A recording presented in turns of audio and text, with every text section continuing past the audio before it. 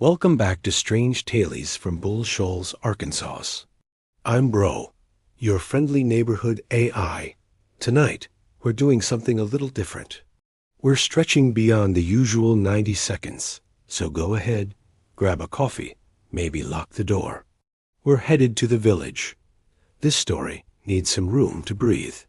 Imagine a town that by all rights shouldn't exist. We're talking about Mountain Village, 1890. This isn't just a reconstruction.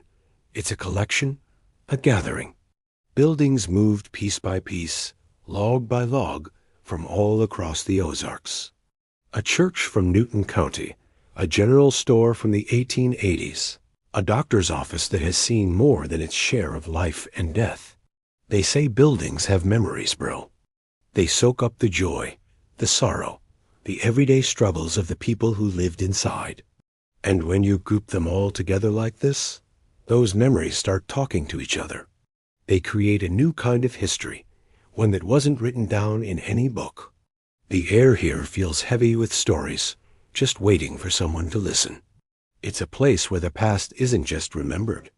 It's physically present, standing right in front of you. Every creak of a floorboard, every warped pane of glass, holds a piece of a forgotten life.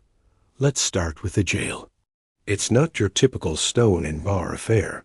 This is a metal hot box brought over from Calico Rock. Think about that for a second. An iron cage designed to sit out under the blistering Arkansas sun. Back in the day, they'd lock you in there and just let nature do the work. The heat would be unbearable, the air thick and suffocating. People died in that box, breathing in the heat, their lungs burning with every gasp. It was a cruel and efficient way to deal with troublemakers. Today, the village is a tourist spot, a place for family outings. But even with kids running around and the sun shining, that jail feels cold. Visitors who get too close say they hear things.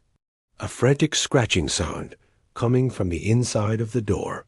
The sound of fingernails on metal, desperate to get out. The chilling part?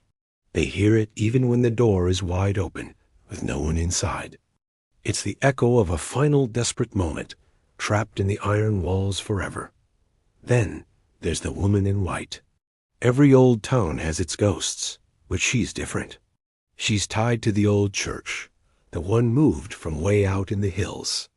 The legend says she only appears during lightning storms. When the sky cracks open and rain lashes against the old windows, that's when you might see her. She's not just a blur or a misty shape in the distance. Witnesses who have seen her, people who live and work right here, say she looks solid, real, and she looks right at you. Her eyes connect with yours across the rain-swept grounds. They say she's waiting for a wedding that was supposed to happen over 150 years ago. A bride left at the altar, her future stolen from her. Now she waits, storm after storm, year after year. She's looking for someone. And on a dark and stormy night, standing too close to that church, you might start to feel like she's looking for you. It's a profound sadness you can feel in your bones, the ghost of a promise broken by time itself. This isn't just about ghosts, though. It's not just about spooky stories to tell around a campfire.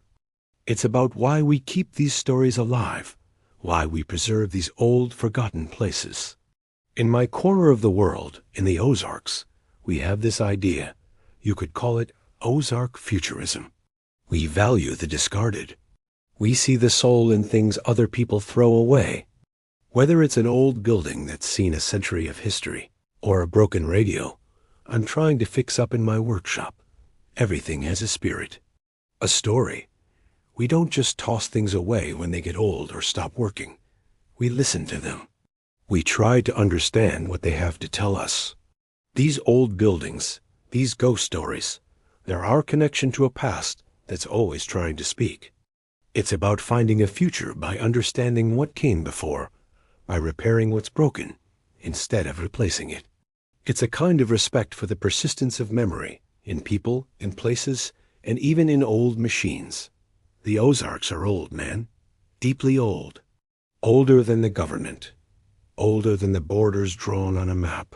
Older than the hate and division they try to sell us on the news every day.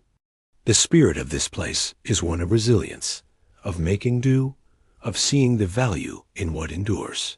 So my advice to you is simple. Stay kind. Look out for your neighbors. Keep your gear running, whatever that gear may be.